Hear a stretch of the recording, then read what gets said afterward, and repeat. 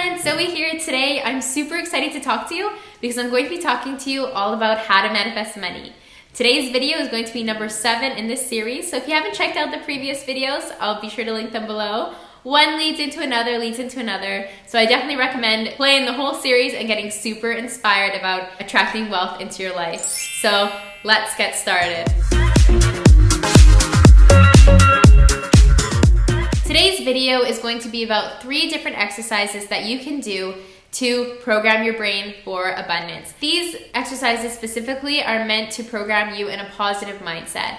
I know that the law of attraction is something that we continually need to work at every single day. So I put together 3 exercises that I think could truly benefit you and could truly brighten and lift your mood up, especially when you might be feeling a little bit down about your finances or what your bank account's looking like. And our very first exercise actually came to me from a subscriber, so I just want to say thank you so much. You know who you are. So this exercise is about renaming your expenses. And I'm going to read a clip of what she sent to me that was in a magazine that she is subscribed to. So to soften the emotional wallop that often comes with tracking expenses, Tesla proposes using values-based or even amusing name. In place of standard budget line terms such as rent or mortgage, she suggests replacing this with sanctuary or love shack. And instead of guilt-inducing vacation debt, try educational experience abroad and take pride in managing your investment. So whatever your budgeting looks like, this practice suggests that you're going to pull out a credit card statement of yours, anything like that, and highlight different expenses and put them into different categories. And like this one said, vacation debt. Vacation debt, vacation is an amazing word, but debt, not so much.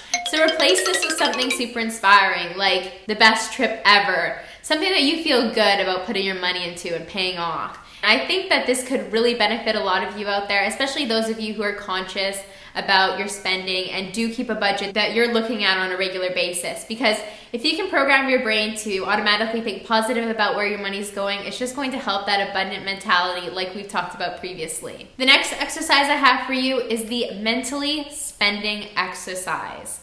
And this exercise is really fun to do, especially if you're having a bit of a down day. And you might not be down about money at all, but I think that any type of bad mood can kind of be fixed by this because it's really fun exercise. So what you're going to do is take a bill. Maybe it's a $20 bill, maybe it's a $100 bill, whatever you have, and put it into your pocket or your wallet that day. And wherever you go, consciously play this game of mentally spending.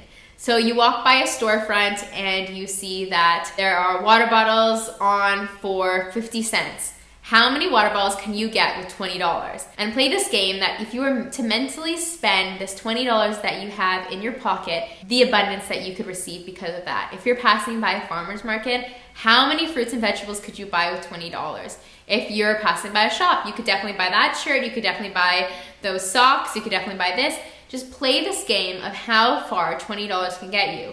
Don't actually spend the money unless you really want to, but just continually program your brain to think about all the abundance that you could receive from this small piece of paper, this small amount of money, or a bigger amount of money if it's bigger. But it's a fun exercise, and I think it will get you really excited about the fact that abundance is just out there waiting for you, and the whole world has many things to offer you, and it's just a matter of you believing them into existence. Next, exercise number 3, and the final exercise, is one that I recently started incorporating into my life. Because I'm normally quite careful with my money, I guess. I don't splurge on anything. I'm a minimalist, so I don't really tend to buy clothes or anything like that. I really enjoy spending my money on experiences. So I'm going to give you 2 scenarios. So the first scenario, I went out for drinks one night with my friend Anastasia downtown in Rome at Coho Apartment. And this is a nice, sophisticated, loungy bar, and it was so fun. It was an amazing evening, and we talked all about our dreams and manifesting and just love attraction, all these things that I love to talk about. And I was having such an amazing night. We were there quite late that I missed catching the metro home, which meant that I would have to take a taxi. And taxis in Rome can be a little bit expensive, but I know that from the law of attraction and from the teachings of Abraham specifically, you should never spend money in a bad feeling space. So say if you're looking at your bill and you know that, I don't normally spend this much money on this, I don't feel like spending my money, then wait until you get yourself into a positive mind state.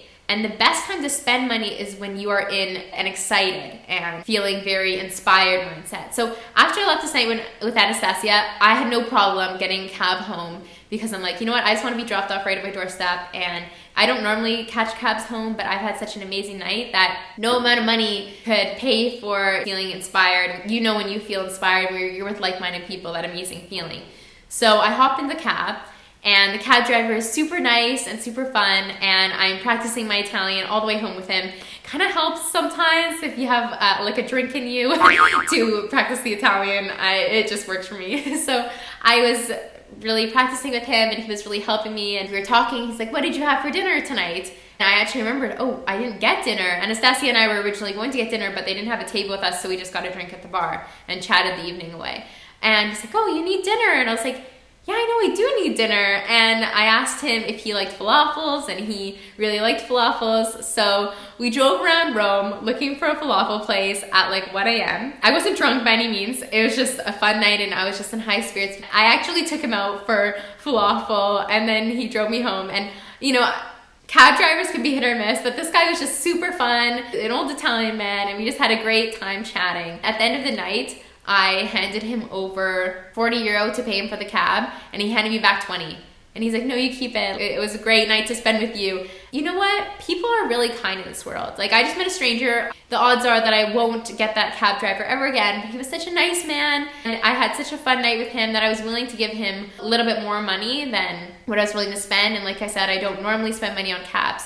But it's this splurging exercise that when you're in a place where you're really happy and excited, and you can't really put a monetary value on feeling inspired, when you can spend money in that place, that's when it comes back to you.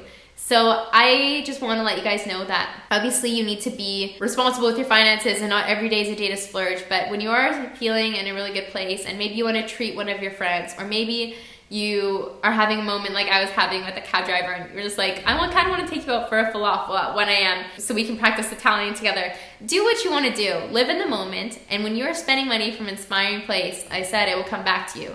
$20 came back to me instantly that I had mentally already spent. Couple weeks ahead, I also manifested more amazing experiences into my life. And the next example I want to give to you is obviously the villa that Anastasia and I stayed in Amalfi Coast was amazing and super luxurious. And as you guys know, I stay in hostels and sometimes I stay in Airbnbs. I'm not the type of person who always needs to stay in luxury or always wants to stay in hostels. I'm definitely open to experiences.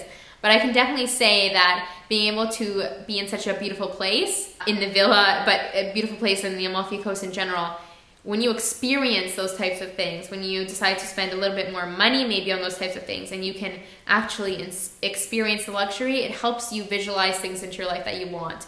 So I really took that weekend to visualize myself in the Amalfi Coast many more times to come, living very comfortably and relaxing and truly being in a space of joy. So I felt that the weekend that I had, living my dreams, like I mentioned to you in that travel diary, that had been something that I was visualizing a year in advance. I used to watch Mimi Icon and Alex Icon's videos about Positano and just hope that one day I would make it there. And then a year later, I was there. I would literally have their videos playing in the background while I would be working away on my computer in the office. And like I said, just dreaming and just visualizing. And then I was there. So there are no limits. There is no glass ceiling. And I just hope that you know money is your friend, and it's not there to torment you, to put you down. Just try to have a positive relationship with it every day. Spend in a feeling of abundance, and that is when the abundance will come back to you. Always be inspired. Just keep visualizing and keep your goals intact, guys. I promise that more success is coming your way, and please keep sharing your subscriber success stories with me. It makes me so happy. I love you guys so much, and I'll see you again next time.